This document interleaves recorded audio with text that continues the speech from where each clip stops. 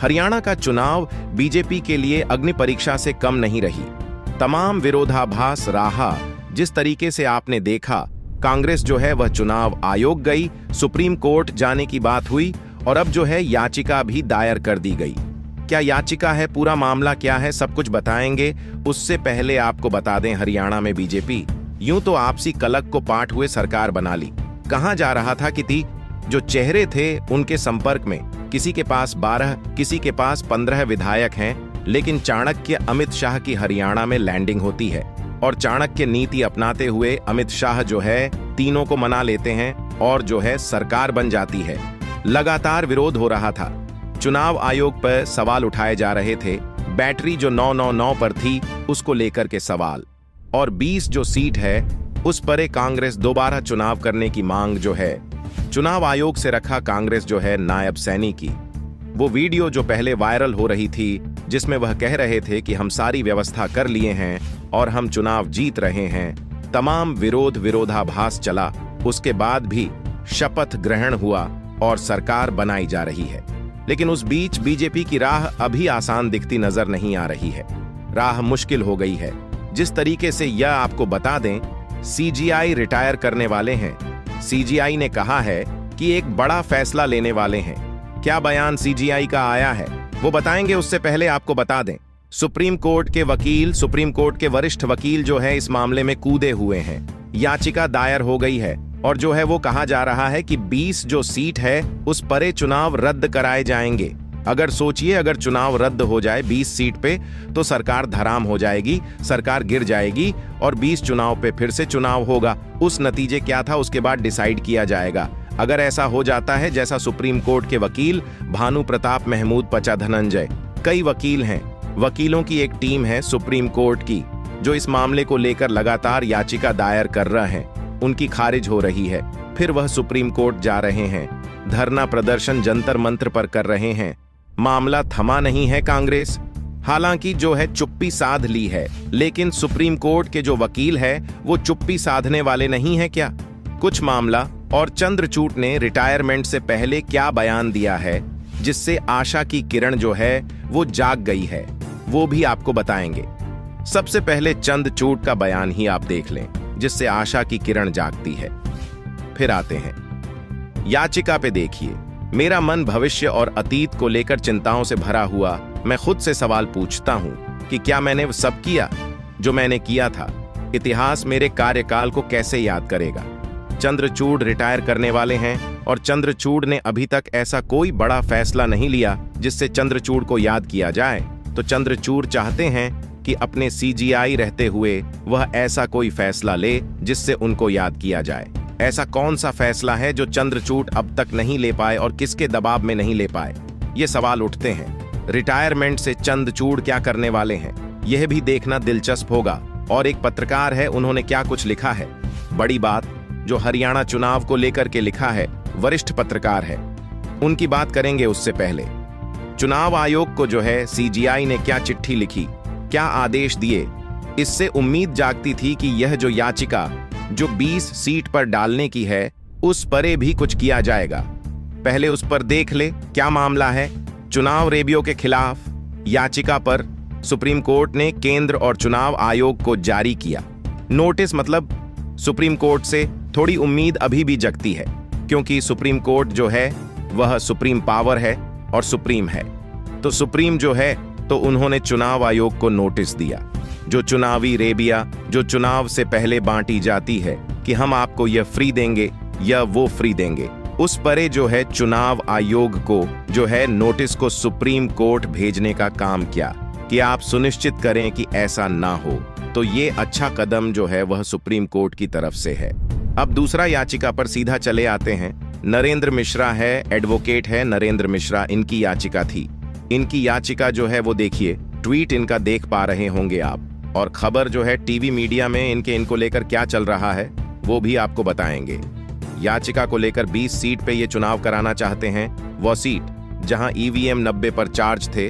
और दूसरा देखिए क्या है यह खबर, क्या देखिए, हरियाणा की 20 विधानसभा सीटों पर फिर से चुनाव कराने की मांग एसएससी में याचिका दायर है, आज तक की रिपोर्ट है। दूसरा, देखिए, भास्कर की हरियाणा की 20 सीटों का मामला सुप्रीम कोर्ट पहुंचा। याचिकाकर्ता ने दोबारा वोटिंग की मांग की। हालांकि इस याचिका पर सुप्रीम कोर्ट ने जो है याचिका को खारिज कर दी है। सुप्रीम कोर्ट ने यह कहा है कि ये जो याचिका है, आप क्या चाहते हैं कि हम जो नायब सनी जो शपथ ले रहे हैं उनकी शपथ रोकवा दे, आप चाहते हैं सरकार गिरवा दे। तो सुप्रीम कोर्ट ने कोई बड़ा फैसला जो अभी इस याचिका पर नहीं दिया, इस याचिका को खारिज करने का काम किया है। लेकिन हमने आपको कहा कि सुप्रीम कोर्ट के जितने एडवोकेट हैं, चाहे ये मिश्रा जी हो, चाहे भानु प्रताप सिंह हो, चाहे महमूद परा हो, वही रुकने का नाम नहीं ले रहे। भानु प्रताप का ट्वीट देखिए, उन्होंने जंतर बन जंतर मंत्र धरने प्रदर्शन के लिए आह्वान किया था। कल उन्होंने धरना प्रदर्शन किया। पूरे दिन जो है सोशल मीडिया में यह चीज छाई रही कि सुप्रीम कोर्ट के वकील धरना प्रदर्शन दे रहे हैं।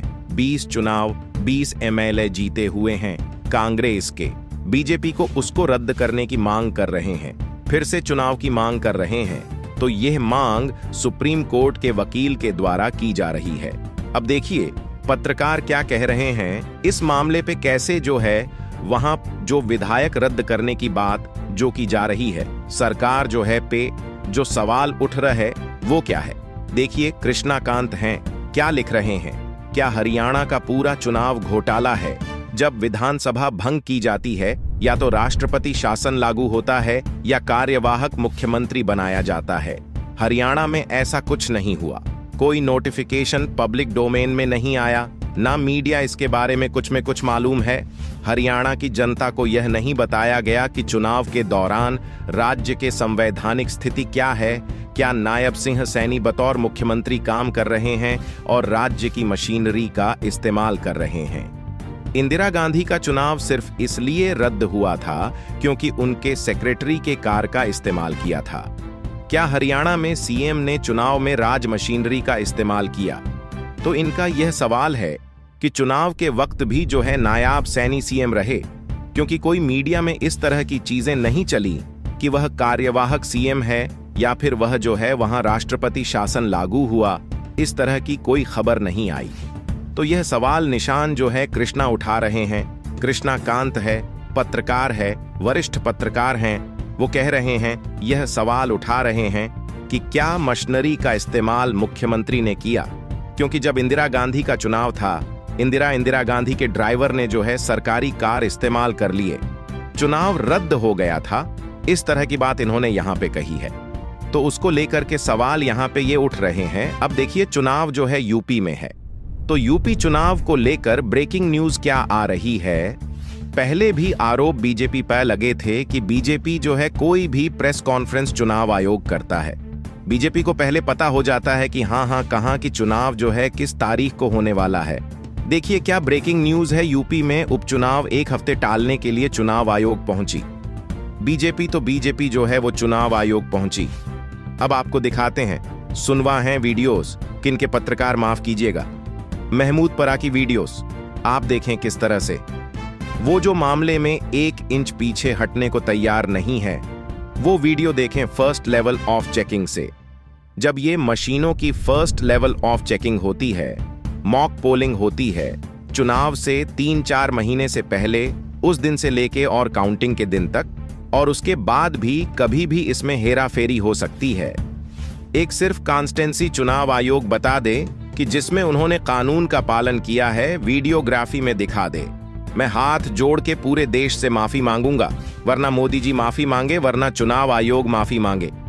भगत सिंह ने क्या ये सोचा था कि उसका अंजाम क्या होगा? अशफाक उल्लाह खान ने ये सोचा था? तो हम लोग सोचने वाले नहीं हैं। जब देश की बात आ जाए तो सोचते नहीं हैं, सोच रहे हैं हम सिर्फ इसलिए कि किस प्रकार से इन मशीनों को रोक के पेपर बैलेट से चुनाव कराए जाए। उसके अलावा हम सोचते नहीं हैं, ज्यादा वहीं वकील के साथ। अब जो है नेता भी मैदान में कूद गए हैं। महज सिर्फ कांग्रेस ही ईवीएम पर सवाल नहीं उठा, हमने आपको पहले भी बताया। आंध्र प्रदेश के पूर्व सीएम हैं, उन्होंने भी इसको ईवीएम पर सवाल उठाया, और सुप्रीम कोर्ट के वकील तो सवाल उठा ही रहे हैं। अब देखिए एनसीपी के नेता संजय रावत सांसद है, वो क्या कह रहे हैं, देश के करोड़ों लोगों को ईवीएम पर भरोसा नहीं है। इस पर सीजीआई चंचर क्या किया, चंचर से सवाल कर रहे हैं, और छमचूर रिटायर के करीब है। तो क्या छंचर कोई बड़ा फैसला लेने वाले हैं? और क्या सुप्रीम कोर्ट के वकील जो आंदोलन कर रहे हैं, आंदोलन में जा रहे हैं, जो याचिका बार बार दायर कर रहे हैं, क्या इनको जीत मिलती है?